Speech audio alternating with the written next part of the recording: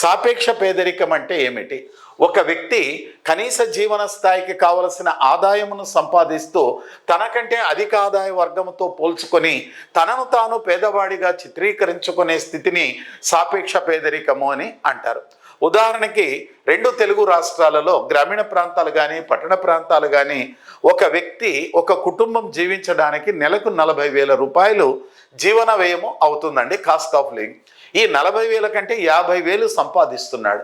కానీ అయితే 1,00,000 రూపాయల ఆదాయమును సంపాదించే వ్యక్తితో పోల్చుకొని తనకు తాను పేదవాడిగా చిత్రీకరించుకున్నాడు.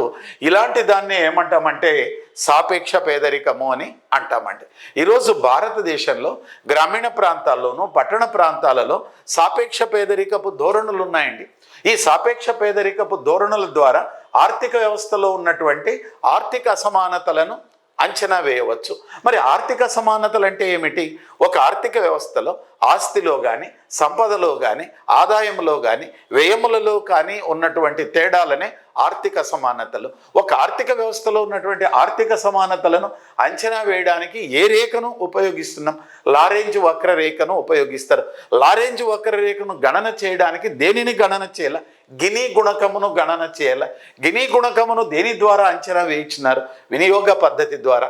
ఈరోజు భారతదేశంలో 1951-52 నుంచి ప్రణాళికా సంఘము కానీ వివిధ ఆర్థికవేత్తలు కానీ గిని గుణకమును గణన చేసి లారెంజ్ వక్రరేఖ ద్వారా దేశంలో ఉన్నటువంటి ఆర్థిక అసమానతలను అంచనా వేయుచున్నారు.